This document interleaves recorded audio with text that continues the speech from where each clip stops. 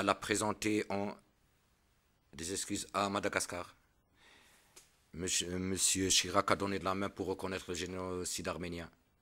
Et pourquoi pas le peuple algérien? Pourquoi deux poids et deux mesures? Moi, je suis personnellement pour ce que la France présente ses excuses au peuple algérien. On ne demande pas mieux. On a présenté des excuses à d'autres pays. Pourquoi pas au peuple algérien?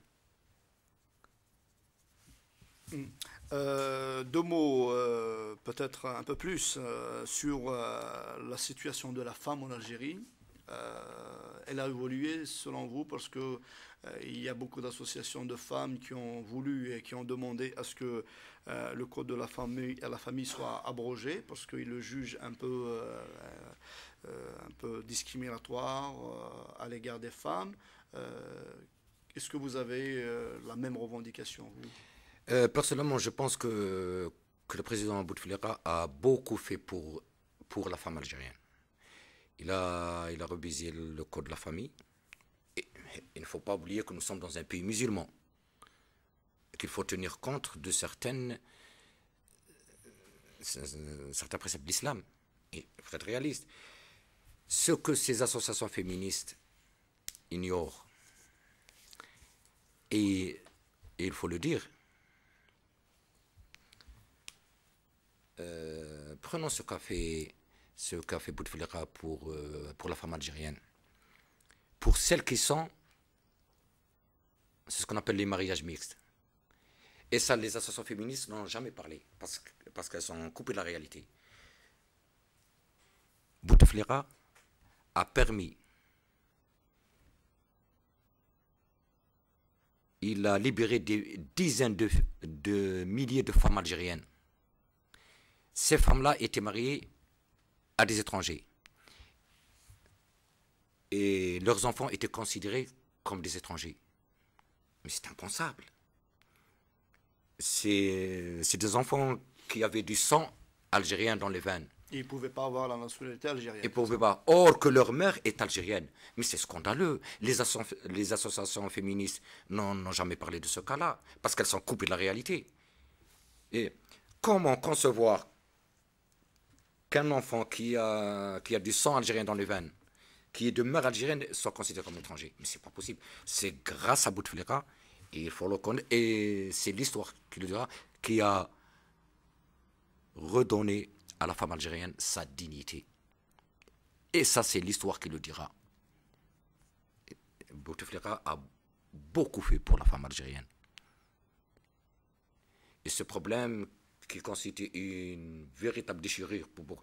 Moi, j'ai vu des femmes algériennes ici, à Paris, qui pleuraient de joie lorsqu'il y a vu cette loi. Il y a certains qui sont partis de bonne heure au consulat pour retirer la nationalité algérienne des enfants. Elle pleurait de joie et elle remerciait Bouteflika pour ce qu'il a fait. Je voulais vous poser une question par rapport aussi à la corruption, parce que Bouteflika, dans sa première campagne électorale en 1999, il a, dans pratiquement tous ses discours, il parlait de corruption. Il a promis de faire une guerre contre la corruption. Maintenant, 8 ans après, est-ce que vous pensez qu'il est arrivé à cet objectif, qu'il a endigué la corruption, ou bien il reste beaucoup de choses à faire? Bon, vous savez, la corruption ne peut pas être endiguée du jour au lendemain. Mais ce qu'a fait Bouteflika, est vraiment, il faut le reconnaître, que Bouteflika a tenu ses engagements. On prend l'exemple de Khalifa.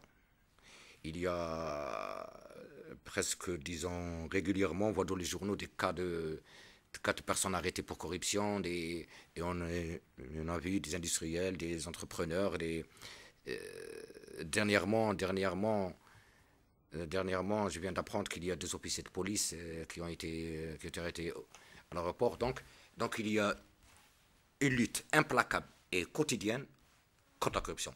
Il ne faut pas de... Bouteflika n'a pas la baguette magique. Il n'a pas la baguette. Donc vous pensez que il est en train... a reculé? Oui, parce qu'il ne peut pas être fourré au moulin. Il y avait le rétablissement de la paix, la réconciliation, la construction, la lutte contre la corruption, et ça n'a pas été facile pour établir la paix. Bouteflika, le parcours n'a pas été facile. Il était sur plusieurs fronts. Vous savez, les événements de Kabylie, la corruption, la campagne de déstabilisation. Donc il faut reconnaître qu'il a su gérer chaque problème, mais il ne faut pas demander l'impossible à Bouteflika. Lorsqu'on compare le bilan de Bouteflika avec celui de ses prédécesseurs, je pense qu'il n'y a pas lieu de même de faire la comparaison. Monsieur Abdelaziz Hamad, je vais vous poser une question sur un journaliste que vous avez un peu critiqué dans votre livre, c'est Mohamed Benchikou. Je vous pose la question parce qu'il vient de sortir un livre qui s'appelle Les Géoles d'Alger, après avoir passé 2 ans de prison. Tout d'abord, est-ce que vous avez lu son livre, Les Géoles d'Alger? Non, non, pas encore. D'accord. Et j'imagine que vous avez lu Bouteflika, une imposture algérienne. Oui. Alors, on peut dire que son livre est totalement l'opposé du vôtre, Oui. de votre livre. Est-ce que vous comprenez pourquoi Benchikou a écrit ce livre? Bon, certainement,